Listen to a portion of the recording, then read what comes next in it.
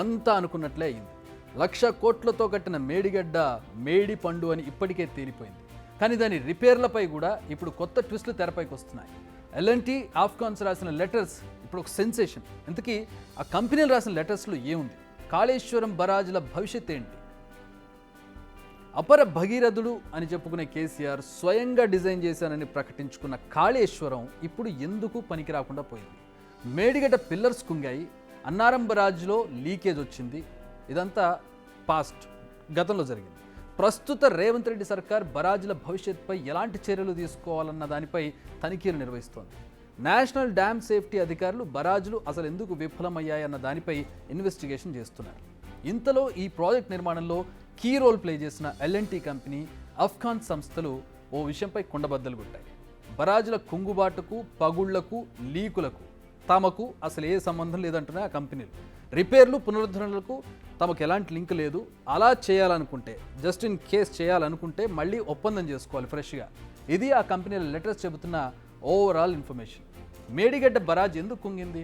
పగుళ్ళకి ఏంటి కారణం అంటే తమకు ఆ విషయంతో సంబంధం లేదు, అది డిజైన్ లోపం వల్ల జరిగిన ప్రమాదం అని ఎల్ఎన్టీ చెబుతున్న సమాధానం.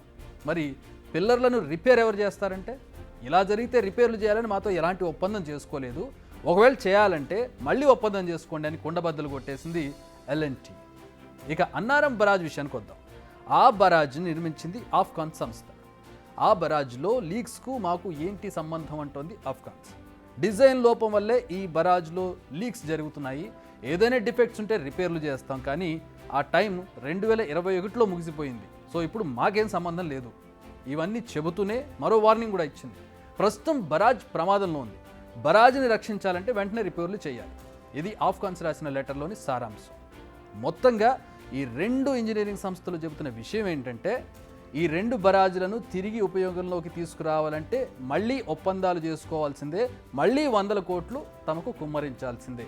మరి ఇన్ని విషయాలు చెబుతున్న సంస్థలు నేషనల్ కమిటీకి వారు ముందుకొచ్చి సమాధానాలు చెప్పారా అంటే అది లేదు.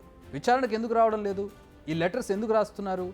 కమిటీ ముందుకు వస్తే అసలు బండారం బయటపడుతుందని ఏమైనా భయపడుతున్నాయా ఈ కంపెనీలు? కాస్త గతంలోకి వెళితే అసెంబ్లీ ఎన్నికల సమయంలో బీఆర్ఎస్ నేతలు ఏం మాట్లాడారో ఒకసారి గుర్తు చేసుకోవాలి మనం. కుంగిన పిల్లర్ల బాధ్యత కాంట్రాక్ట్ సంస్థదే అని బల్లగుద్ది మరీ చెప్పారు అప్పట్లో బీఆర్ఎస్ నేతలు. ప్రభుత్వం నుంచి లేదన్నారు. కానీ ఇప్పుడు ఏమైంది? రిపేర్లతో తమకేమీ సంబంధం లేదంటున్నాయి ఈ ఇంజనీరింగ్ సంస్థలు.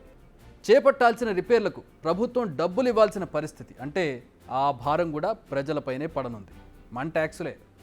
ఇది కంపెనీల సంగతి. మరోవైపు ఎన్డీఎస్ఏ దర్యాప్తులో మరిన్ని విషయాలు బయటపడుతున్నాయి. అసలు మీరు డిజైన్ చేసింది బరాజ్కా లేక డ్యామ్కా? ఇది కమిటీ అధికారులను అడిగిన ప్రశ్న. బరాజ్లలో అన్నారం 2.2 కిలోమీటర్లు, సుందిళ్ల 5.6 కిలోమీటర్ల దూరం నిర్మాణ స్థలం ఎందుకు మారింది? ఇలా మార్చడానికి కారణాలు ఏంటి? ఇలా మార్చాక ఆ నేల స్వభావాన్ని టెస్ట్ చేశారా? అలా టెస్ట్ చేయకపోవడం వల్లే పిల్లర్లు కుంగాయా? అసలు బరాజుల నిర్మాణంలో ఎక్కడ తప్పులు జరిగాయి? బరాజుల గేట్లను ఎవరు ఆపరేట్ చేశారు? ఇంజనీర్ల జాబ్ చార్ట్ ఏంటి? నీటిపారుదల శాఖ హైపవర్ కమిటీ నిర్ణయాలు ఎలా తీసుకుంటుంది? డిజైన్లను ఎవరు సిఫార్సు చేస్తారు, ఎవరు ఆమోదిస్తారు? ఇలా ప్రశ్నల వర్షం కురిపిస్తోంది ఇప్పుడు వచ్చిన నిపుణుల కమిటీ. ఈ మొత్తం విచారణలో మరో హైలైట్ టాపిక్ తెరపైకి వచ్చింది. మేడిగడ్డ, అన్నారం, సుందిళ్ల బరాజుల నిర్మాణంపై 2016లో నిర్వహించిన సమావేశాల్లో నాటి ముఖ్యమంత్రి అంటే సీఎం కేసీఆర్ స్థాయిలో నిర్ణయాలు తీసుకున్నట్టు ఎన్డీఎస్ఏకి అధికారులు తెలిపారు. అలా తీసుకున్న నిర్ణయాలకు అనుగుణంగానే డిపిఆర్లను రూపొందించినట్లు కూడా అక్కడ తేలింది. మరి వాటి ఆమోదం వరకైనా ఆగకుండానే నిర్మాణ పనులు ప్రారంభించారా? ఇవి ఇప్పటి వరకు తేలిన అంశాలు. ఇంకా తేలాల్సిన అంశాలు అనేకం ఉన్నాయి. అసలు బరాజులను రిపేర్ చేసేందుకు సాధ్యం అవుతుందా? అయితే ఏ పద్ధతిలో చేయాలి? అవి పూర్తయ్యేసరికి ఎంత సమయం పడుతుంది? మళ్ళీ ఇంజనీరింగ్ సంస్థలతో ఒప్పందాలు చేసుకోవాల్సిందేనా? ఈ విషయాలన్నీ తేలాలంటే కాళేశ్వరం కథల వెనుక అసలు నిజాలను ఎన్డీఎస్ఏ వెలుగులోకి తీసుకొచ్చే వరకు ఆగాల్సింది. ఈలోపు వర్షాకాలం వస్తుంది. వర్షాకాలం వస్తే ఏమవుతుంది? వరదలు వస్తాయి.